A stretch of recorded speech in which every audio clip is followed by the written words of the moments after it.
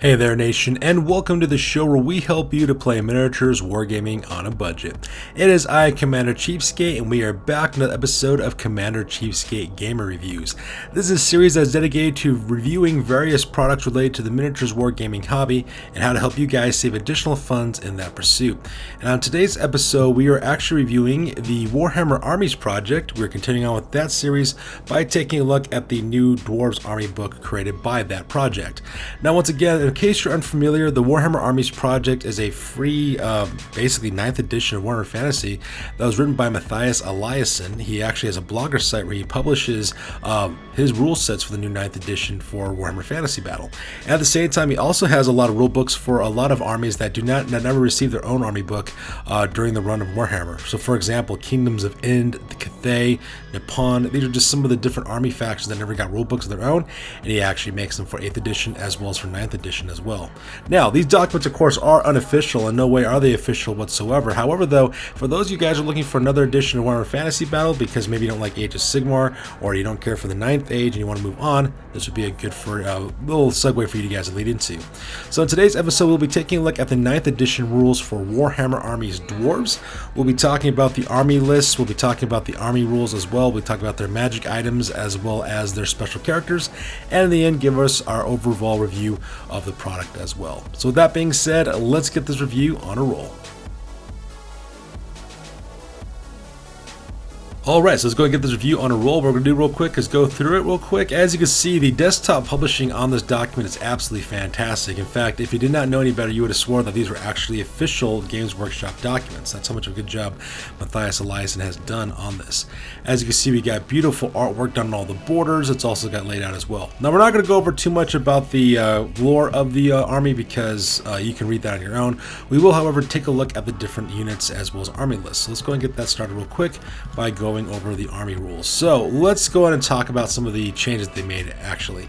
So when it comes to Ancestral Grudge stores still have the hatred of orcs and goblins Skaven. They've also added the Hobgoblin special rule as well. However, though, it's severely nerfed compared to 8th edition. Originally in 8th edition, you'd actually roll a d6 to see how much of your army hates the opponent. It goes anywhere from just hating a general all the way to hating the entire army. It just kind of depends on the situation. So because of that, they did kind of nerf Ancestral Grudge, which is kind of sad. I'm going to warn you guys now, they actually do a lot of nerfing in this book with the Dwarves, and so if you're one of those players who really like a lot of the things that the Dwarves had originally, this might upset you a little bit, but that's just the way it goes. Also, when it comes to Relentless, the Relentless rule is rated the same. However, though, for Resolute, though, they did kind of nerf this a little bit. With the Resolute skill, what ended up happening is if you successfully charge into your enemy, you actually got +1 strength for that first round of close combat.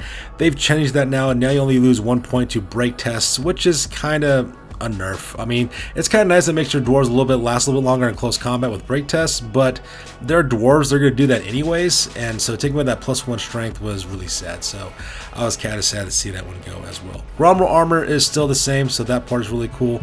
Same thing with shield breakers. They've actually kept those guys. The only difference now is they add +2 to the unit strength. Dwarf handguns have stayed the same. Same thing with O stones. They're kind of the same. The only difference though, they did give them a little bit of buff. They give them magic resistance 1, which is kind of nice. And of course, dwarf natural resistance to magic is still completely the same. So that being said, let's go over the army rules real quick. So Lords and Thanes have relatively made the same. Same thing with Rune Smiths, so we're not going to spend too much time for those guys. Those guys, Rune Lords, Rune Smiths, they've relatively stayed the same as well. Now, when it comes to their Rune Lord, of course, they have to talk about the lower purposes for dispelling. So because of that, I believe Rune Smiths actually have a 4-up for dispelling, while Rune Lords have Rune Smiths have a 2-up for dispelling, while Rune Lords have a 4-up. So that part is kind of nice. It's kind of nice to see a little bit of a buff as well. They still maintain their magic resistance, which is also really good for those guys as well.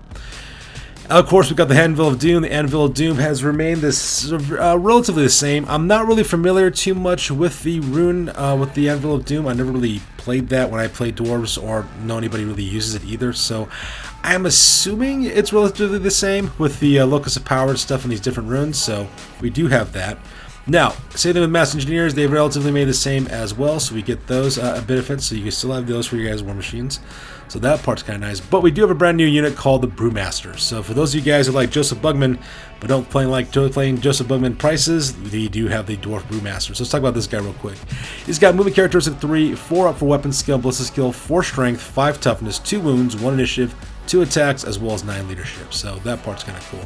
You have the Ancestral Grudge, Relentless, as well as a Resolute skill, and you also have a couple of bonuses here. You have Beer Get, which means any attacks against the Brewmaster's front suffer a -1 to wound, which is, I think, kind of cool because who doesn't like drinking beer? And you also have the Beer Cask rule. It states, at the start of each dwarf turn, the Brewmaster can bestow one of the following beers to himself and the unit he is with. Whenever the Brewmaster is given out a draft of brew, roll a d6. If you roll a 1, he and his unit suffer -1 to their weapon skill, ballistic skill, and initiative this turn due to their giddy and drunken disposition. Now you can give them Bugman's XXXXX, which is 1 drop to this brew, adds +1 to the unit's strength, and to the start of the dwarf player's next turn. You have Dwarf Special Reserve. 1 draft to this brew gives the unit the immunity to Psychology Special rule into the next dwarf player's turn, and you have Troll Brew. 1 draft to this brew gives the unit 6 up in regeneration rule until the start of your next player's turn. So that is pretty neat as well, so that part's kind of cool. Now when it comes to your warriors, warriors are relatively made the same, so no change there. Same thing with your Quarrelers. They've remained the same for the most part too. Thunderers, pretty much the same as well. Longbeards have also remained the same. You still got your Dwarf Old Grumblers rules, so they do have the 1-up weapon skill and strength, so that part is still kind of nice, which is kind of good.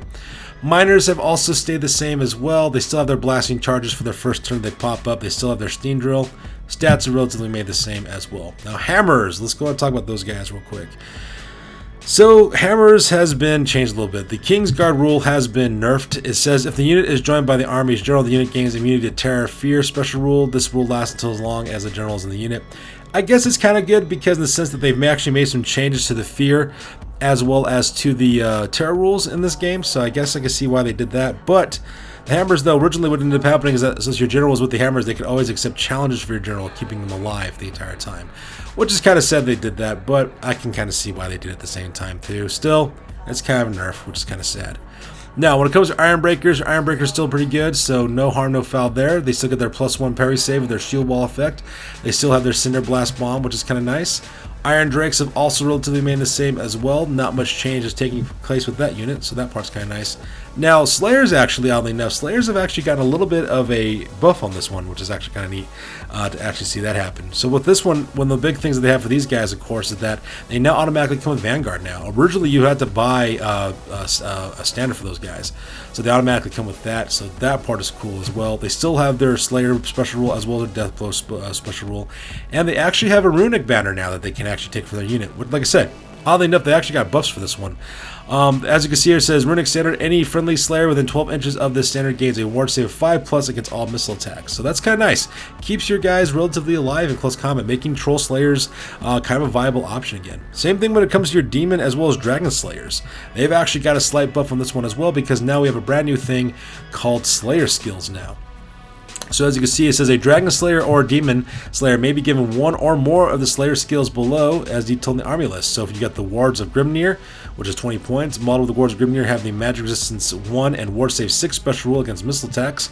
You have Skaven Slayer, which means a Slayer gains a number of attacks equal to the number of enemy models in base contact with them. You also have the Beast Slayer. Each wound inflicted by Slayer counts double towards that round's combat resolution, exceeding wounds from overkill in a challenge. That's 25 points. 20 points for Killing Blow, and then Vampire Slayer. Against enemies of toughness 5 or higher, the Slayer may re-roll failed to wound rolls with the 15 points there. So, like I said before, oddly enough, the Slayer's got a nice buff on this edition, which is actually kind of nice to see that happen. So kudos for that one. You also have the Doom Seekers.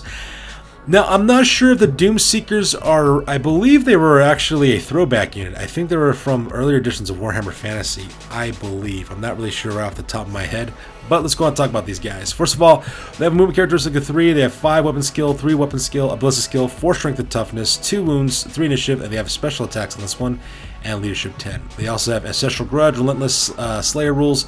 They got Skirmishers, Unbreakable, Wards of Grimnir special rule as well, and they have this attack called Roll 1 to Death. Doom Seekers do not attack normally. Instead, at the start of each round of close combat, a Doom Seeker inflicts D6 automatic hits on all units of base contact. In addition, any close combat attacks directed against a Doom Seeker suffers -1 to hit. So that's kind of a nice little screening unit that you could use to kind of protect your flanks and stuff, and also support your Slayers. So that part is really cool there as well. Now, let's go ahead and talk about Rangers. Rangers are relatively made the same, so nothing much has really happened there. Now, War Machines. Let's go ahead and talk about that. So, War Machines have been nerfed in this edition for the Dwarves, and we'll talk about why. So, when it comes to the actual weapon, the actual War Machine itself, Not much has changed with that. So cannon's still amazing, Ghost Thrower is still good, Bolt Thrower is still good, Organ Guns, they're all still good as well. But here's when the nerf comes in. If you notice, they don't have Gunner's Pride anymore. The Gunner's Pride rule is completely gone from them. When it comes to your guys' War Machine crews, they no longer have Stubborn.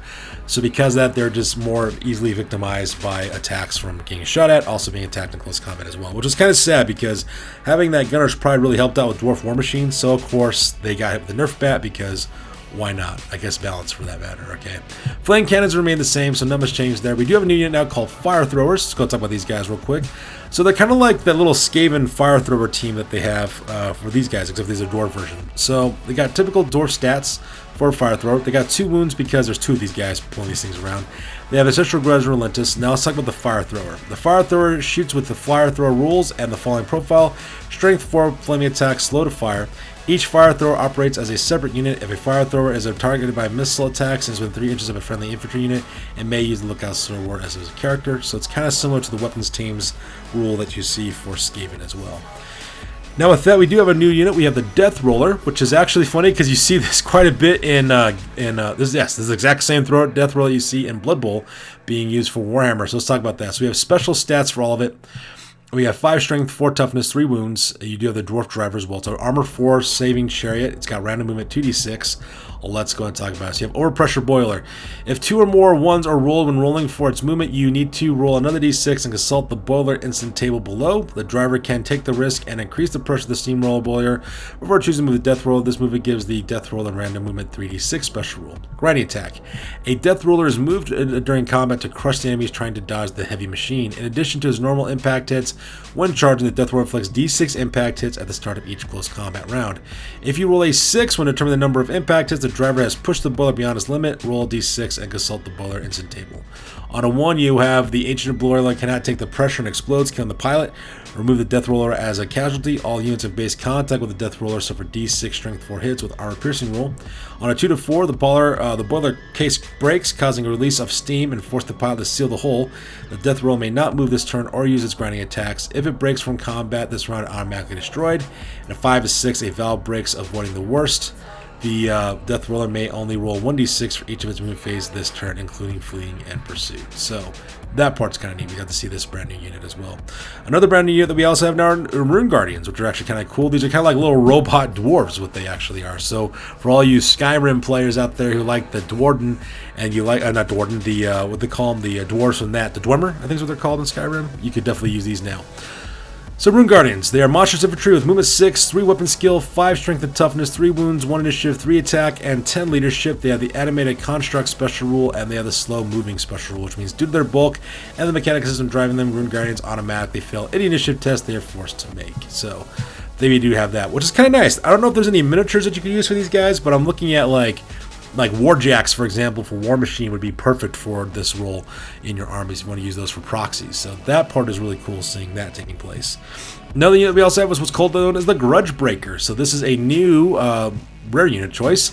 It's got special movement, 3 weapon skill, 0 ballistic skill, 6 strength, 6 toughness, 8 wounds, 1 initiative, special attacks, as well as leadership at 10. It's a 1-up armor chariot. It's got animated construct, large target, and causes terror. And it's also got steam pressure engine. The Grudge Breaker follows the rules for random movement and random attacks. In order to determine the movement and attacks value of the Grudge Breaker, roll an artillery dice rather than a set of d6s. Whenever you attempt to move or attack with the Grudge Breaker, you may re-roll the artillery dice if it didn't score a misfire. If a misfire is rolled, roll a d6 and consult the Grudge Breaker mishap chart. If a misfire results on a re-roll, it automatically causes a clunk result. So as you can see here, when it comes to the artillery dice, that actually numbers the number of attacks it gets when you roll for that. So it's kind of cool. It gives you up to 10 attacks, 2 to 10 attacks, which is kind of nice. But let's talk about the mishap. First of all, it's Catastrophe. The Grudge Breaker does not move or attack this turn. It suffers d6 wounds with no saves allowed. On a 2 to 3, you have Malfunction. The Grudge Breaker does not move or attack this turn. On a 4 to 5, you have Clunk. The Grudge Breaker counts as having rolled a 1 for its movement or attacks value this turn. And then as 6, you have Overdrive. The Grudge Breaker counts as having rolled a 10 for its movement or attack value this turn. However, the Grudge Breaker also suffers d3 wounds and no saves allowed after his performance movement or attacks. So this part's kind of nice. You get like this kind of huge robotic automaton to use for your dwarves, which is actually kind of cool as well. So kind of nice to see that. And of course we have gyrocopters. Gyrocopters have relatively remained the same, so we're not going to spend too much on that. Same thing with gyro bombers, they have relatively remained the same as well, so kudos to those guys.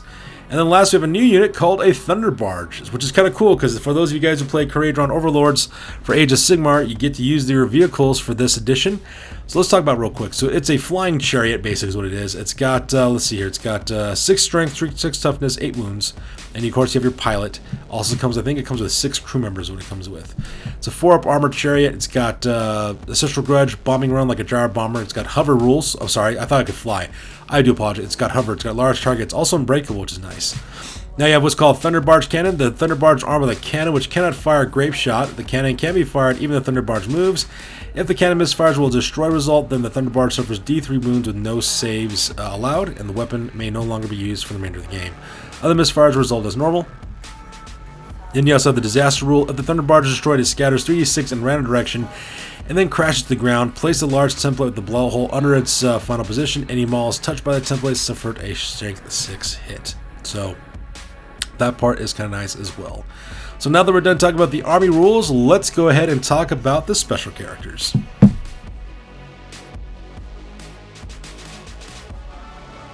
Alright, so now that we're done talking about the army rules, let's talk about the special characters real quick. So Thorgrim, the Grudgebearer, the King of Karaz a Karak, he makes a comeback again.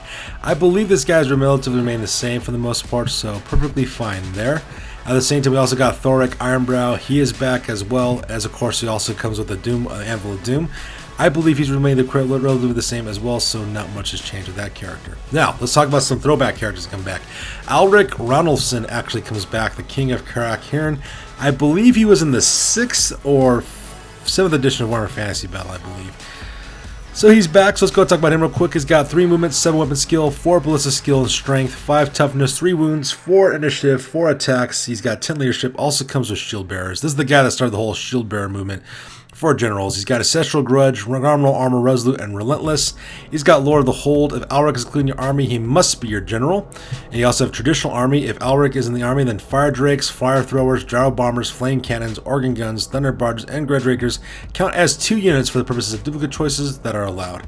In addition, your army cannot have more models of Thunderers than Quarrelers. Now, for his magic items, he's got the Axe of Retribution. Axe of Retribution is described with a Master Rune of Breaking and a Grudge Rune. We have Happy Clad, which is his magic armor. Heavy armor, Happy Clad is inspired with the Rune of Shielding. Then we have Kurgaz's Shield is described with 2 runes of warding. The Helm of Eagles. At the start of your turn, Alric may gaze at one enemy unit within his line of sight. Your opponent must reveal any hidden troops within the unit, such as assassins or night golem fanatics, as well as all magic items carried by the models in that unit. And then we have Karak Hiran's Book of Grudges. This book gives Alric the Hold Your Ground special rule as well.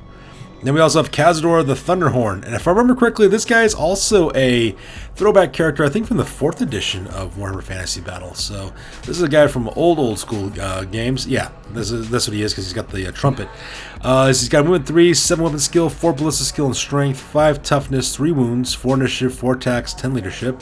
He's got Ancestral Grudge, Gromwell Armor, Resolute and Relentless special rules. He's got the Hammer of Karak Azul, which is inscribed with a Master Rune of Death and 2 runes of Cleaving. He's got the Armor of King of Karak Azul, which is medium armor, and it's also inscribed with 1 rune of Fortitude and a rune of Resistance, and he has the Thunderhorn. 1 use only. The horn may be blown at the start of any enemy turn. All enemy units within 24 inches of Khazador must pass leadership tests to be able to declare charges this turn, which can be really helpful in order to control movement for most of your enemies.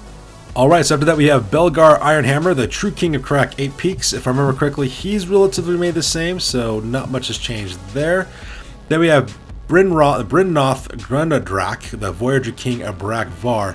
I believe this guy is also another throwback character from earlier editions of Warhammer Fantasy Battle as well. This is the guy who was featured in Man of War, which is an old tabletop game. It's kind of like Dreadfleet, for those of you guys who are familiar with Dreadfleet. He's got 3 movements, 7 weapon skill, 4 ballistic skill and strength, 5 toughness, 3 wounds, 4 initiative, 4 attacks, and 10 leadership. He's got the Ancestral Grudge, Gromwell Armor, Resolute, and Relentless skill. He's got Rai Makangaz, I believe is how you pronounce that. It's got 2 runes of Cleaving and a Grudge rune. He's also got his armor, which gives him 2 runes of warding. Then we have Crag the Grim. He's the Master Rune Lord of Karaz a Karak. I believe this guy is also a throwback character as well. 3 weapon movement, 6 weapon skill, 4 ballistic skill and strength, 5 toughness, 3 wounds, 3 initiatives, 2 attacks, 10 leadership. He's got Crag's Hammer, which is the Rune of Fury and Rune of Fire. It gives the wielder a strength of 10. Crag's Armor, which is got Master Rune of Gromrill, a Rune of Resistance, and a Rune of Warding. And Crag's Rune Staff, which basically has a Master Rune of Balance, 2 runes of Spell Breaking, as well as a Rune of the Furnace. So this guy is kitted out to kill as well. Then we have Cadrin Redmane. I believe this is also another throwback character as well. 3 movements, 6 weapon skill, 4 ballistic skill, strength, 5 toughness, 3 wounds, 3 initiative, 2 attacks, 10 leadership. He's got the Ancestral Grudge, Forged Fire, Gromroll Armor, Relentless, Rune Lord, as well as Stubborn special rules. He's got the Hammer of Ages, which models that are hit with Hammer must take a leadership test for each hit suffered. If failed, the Hammer automatically wounds with the Ignores Armor Save special rule. If the test is passed, roll to wound and take armor saves as normal. And then we have the Shield of Stone, which gives him with a Rune of Shielding on this one. So I believe this is another special character from earlier editions. And then we have Grombrindal, the White Dwarf. He is definitely a throwback character. So he is back. This is the White Dwarf special character. He's got 3 movement, 7 weapon skill, 4 ballistic skill, 4 toughness, 4 strength, 5 toughness, 3 wounds, 4 initiative, 4 attacks, 10 leadership. He's got the Ancestral Grudge as well as Relentless Spool special rules. We also have Grombrindal has no fear. The White Dwarf is so ancient and valor that he is unbreakable. So we do have that as well. And it says here, Grombrindal can even join a unit that does not have their unbreakable special rule. This is an exception to the normal unbreakable rule. He's also got Disguised. The White Dwarf may start the game hidden in the ranks of a dwarf unit, so that part is still there. And at the same time, he also got his Axe of Grimnir. The axe gives Grombrindal +2 strength and allows him to reroll any failed hits to hit, as well as any rolls to wound. In addition, models wounded by the Axe of Gromrill must reroll any successful armor saves. The Rune Helm of Zufbar. Any fleeing unit dwarves will pass rally tests automatically if they are attempting to rally within 12 inches of the Rune Helm of Zufbar. Then we have the Armor of Glimmeril Scales. The Armor of Glimmeril Scales gives a dwarf a +1 armor save and a 4 board save. And then we have the Rune Cloak of Valaya. The Rune Cloak gives the White Dwarf the Magic Resistance 3 special rules. So once again, the White Dwarf, he makes a return. Then we have Ungrim Iron Fist, the Slayer King of Karak Kadrin. He's remained pretty much the same, if I remember correctly, on that guy. We have Garagrim Iron Fist. He is another Slayer special character. He's got movement 3, 6 weapon skill, 4 ballistic skill, 4 strength, 5 toughness, 2 wounds, 4 initiative, 3 attacks, 10 leadership. He's got the Ancestral Grudge, Death Blow, Dragon Slayer, Relentless, and Unbreakable rule. He's got the special rule, the War Mourner. If Garagrim is included in your army, Giant Slayers may be given a single weapon rune worth 25 points. Each wound inflicted by Garagrim counts double towards the round's combat resolution. And of course, enemies with toughness 5 or higher, Garagrim has the multiple wounds D6 special rule. However, he may never be the army general. And then we have the Axe of Kadrin. 2-hand weapons. The Axes of Kadrin are inscribed with master runes of Scalf Blackhammer and a Grudge rune. In addition, when Garagrim charges, he causes an impact hit on every model in base contact with them. These impact hits follow all the rules for his normal attacks. Then we have Burlock Damnenson. So this guy comes back. He's another throwback character from the earlier editions of Warhammer Fantasy. He actually had a mechanical arm.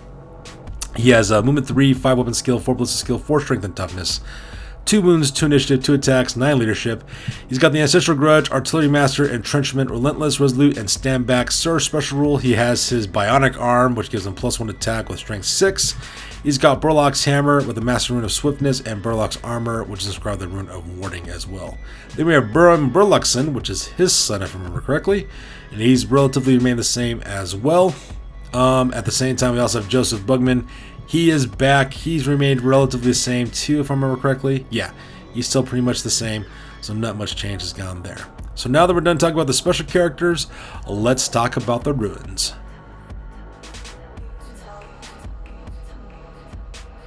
Alright, so let's talk about the magic items that we have here. So when it comes to magic items for dwarves, they're pretty much lackluster for the most part, just because you have runics magic items that you can make for your dwarves, which are much more impressive. So let's go and talk about that real quick. So the Red Axe of Karak, 8 peaks, makes return. Same thing, the Hammer of Karak draws. I believe this one's actually new. The Magnificent Armor of Borak Beetlebrow. That might be a new one, I think. Costs 45 points, full Grommel plate armor. Basically gets a ward save 3 up against all attacks of strength 6 or higher. We have the Silver Horn of Vengeance, which makes a return for 30 points.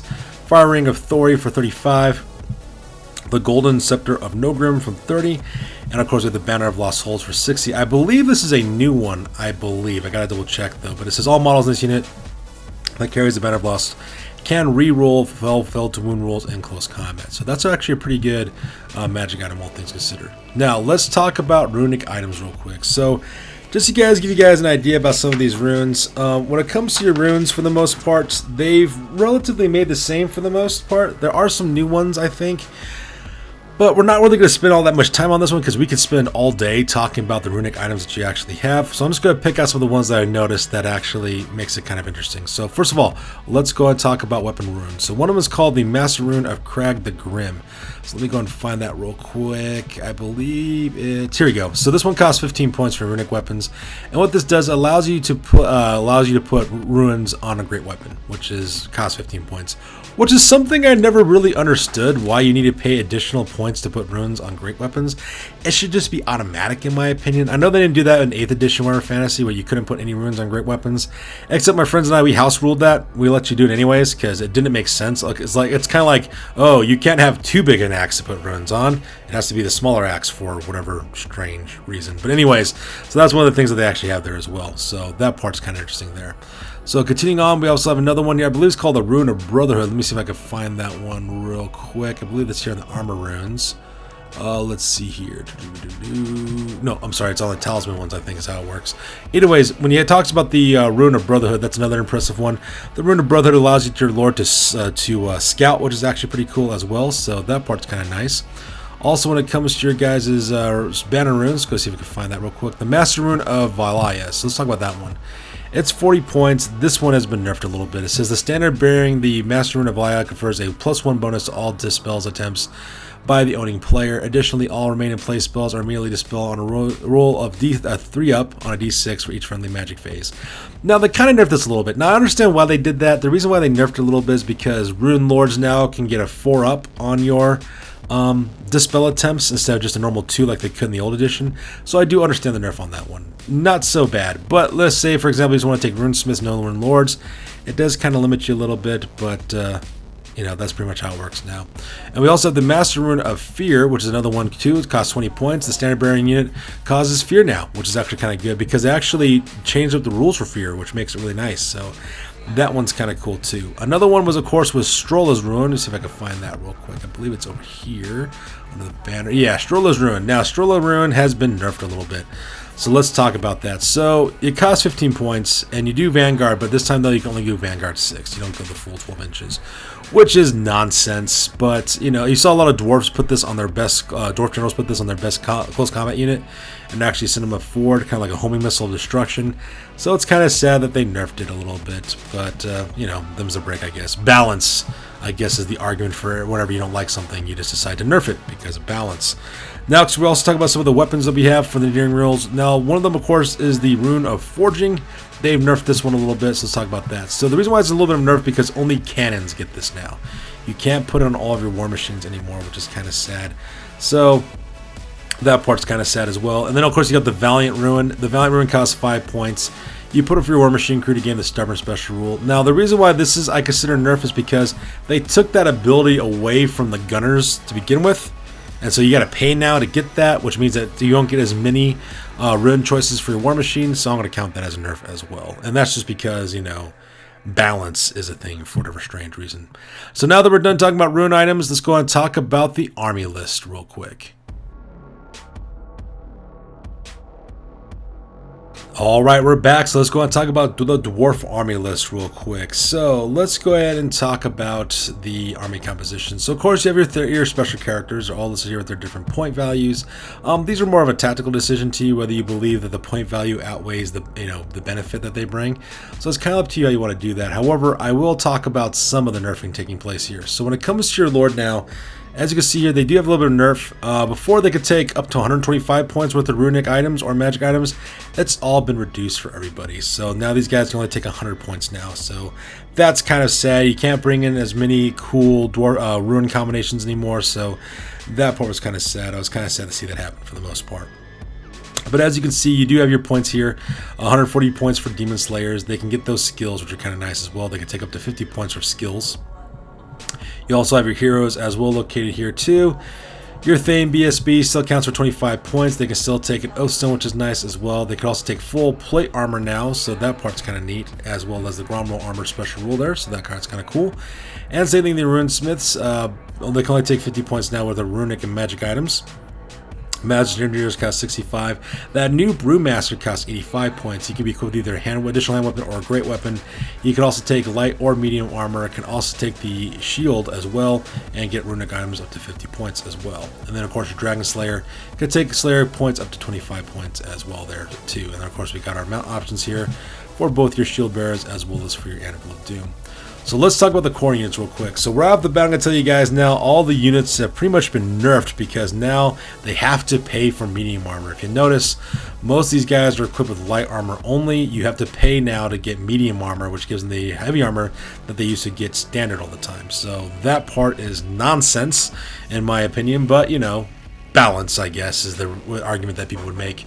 But anyways, you can see here, they can take shields and great weapons. They have to pay now to upgrade to medium armor, so that's not so great. Longbeards are still core, which is nice to see they haven't been nerfed yet. However, though, if they want to take heavy armor, take some medium, you know, they got medium armor already, but if you want the traditional heavy armor that you had before, you have to pay for it, so that kind of is not so great. Same thing with Corlers. Corlers can take shields, great armor, and also be upgraded to medium armor, and Thunderers come with light armor and Dwarf handguns. They can take shields as well as medium armor, but they can't take great weapons still, which is something I never understood because why? You know, but whatever. That's just me. Now let's talk about your guys' special units real quick. So once again, these guys do come with heavy medium armor, but if you wanted to get the Gromroll armor that they used to get automatically, you do have to pay for that as well, so that part's kind of sad. Also, your Keeper of the Gate no longer can take magic items, runic items on his weapon, because balance is the reason why for that one. And then of course we have Iron Breakers. Miners are still 9 points. Slayers cost 11 points, which is actually kind of cool. And the nice thing about Slayers too is that they can actually be given skirmishers, so that's cool. And they can take that runic standard up to 50 points, so kudos to Slayers. So we're nerfing everything else, but Slayers get a nice bump, which is kind of nice. Really cool to see that. We got our Rangers, of course. They can still take their you know, different groups that they have here. You can also pay them now to be skirmishers. That costs an additional point. We do have the new Death Ruler now, which costs 80 points for that. So for those of you guys who play Blood Bowl, you can use that in your games now, which is kind of cool. And of course we have cannons, grudge throwers, bolt throwers, and fire throwers. They can still take engineering runes up to 50 points. And once again, they're being nerfed all over again. As you can see, the Dwarf crews originally came with heavy armor originally standard, but now the highest you can get them is light armor for whatever strange reason. And at the same time, they also took away their stubborn special rules. So once again, War Machines have been hit with a nerf bat multiple times on this one, which is really sad to see that happen. Now for your rare units, of course, Iron Drakes are still rare. You do have your new Doom Seekers now. Those guys cost 35 points per guy. Those actually count anywhere between 2 to 5 units. I don't like unit caps. I never liked unit caps. I think that's nonsense, but that's just me. Your Organ Guns are still 120 points as well, but they also got nerfed because crews can only take light armor, and they lose stubborn unless you pay for it. Same thing with Flame Cannons. Same exact thing there. Now, Gyrocopters have actually, I believe they've been moved to rare now, so that part's kind of nice. So not nice, that's kind of sad. I believe Gyrocopters used to be part of the special category. So Gyrocopters did get nerfed a little bit because now you can only take 2 as a single rare choice, and if you want to duplicate that, you have to play at least 3,000 points, which is nonsense, but whatever. Balance, of course, wins out every single time for an argument, apparently. Your Gyro Bombers are also still rare choices. Rune Guardians that we talked about earlier, those guys are up in 3 plus, but there's no cap size for those guys. They cost 55 points per model, and they can take up to 25 points of weapon and armor runes, which is kind of cool. Your Grudge Breaker, you can only get one of those guys. Those count up to 275 points. You can put up to 50 points worth of runic and weapon and armor runes on them as well. And then finally, you got the Thunder Barge, which is 275 points for that. Like I said, it comes with a 6 Dwarf crew. They're armed with Dwarf handguns and hand weapons. They have the Thunder Barge cannon. They also got bombing runs, so that's pretty much for those guys as well. And there you guys have it. That makes up the army lists for this one.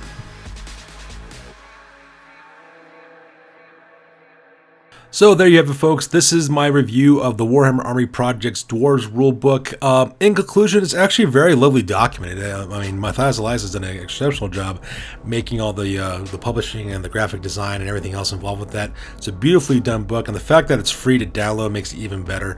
However, I am kind of sad about, though, because there was a lot of unnecessary nerfing going on in this edition of the rules, which I'm kind of sad to see. But that's just me. I don't like when things get nerfed at all. I believe that if you're going to make something, just make it powerful and just keep it that way. And just, add new stuff to it is all you need to do for that. But that's just me personally, just because I think it's kind of cool and things are powerful. But that's just like my viewpoint on it. I know people would argue Commander Cheapskate balance, but I don't like the balance argument for anything. And that's just my personal opinion on that. But when it comes to it, though, in the end, though, is this really nice rulebook, though. There are a lot of cool new game mechanics as well as new units in this that make it really, really awesome as well. But for those of you guys who are long-term Dwarf players, you might not like some of the things that they've done from 8th edition to this one. I will warn you that. I just don't care for it because that's me. But I can understand the changes they made, though. It's not something I will begrudge them too much on that one. It's not like I got to put my name in the Great Book of Grudges over it, so that part's kind of cool as well. And the new units are really neat. I do think that the new upgrades for the Slayers makes them viable again, which is really awesome because Slayers are such a iconic thing when it comes to Dwarves. It's kind of nice to have that. I was kind of sad to see they didn't put Gotrek and Felix in this rulebook. They made those guys dogs of war, but that's perfectly fine because you could still hire them out for your teams. In the end, this is an excellent product, a very well done product, and go to the Warhammer Army Project, download it, use it for your games of 9th edition Warhammer Fantasy Battle. So that's good for this review, you guys. As always, please feel free to like, comment, and or subscribe. Your guys' input is invaluable to us as always. Also check us out on Facebook, Instagram, as well as blogger.com for all the latest, greatest hobby news related to this channel. That's good for this week, guys. We'll catch you guys next one. Peace out and stay classy.